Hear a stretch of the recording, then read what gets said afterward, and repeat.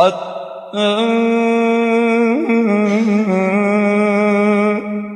إذا فشلتم وتنازعتم في الأمر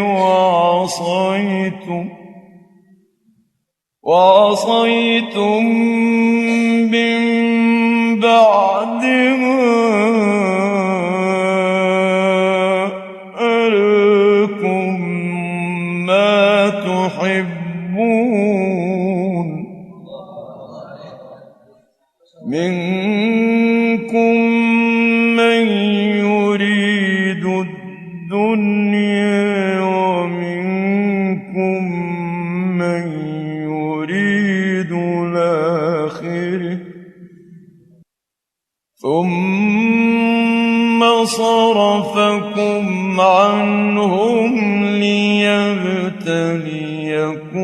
ولقد عفا عنكم والله ذو فضل على المؤمنين.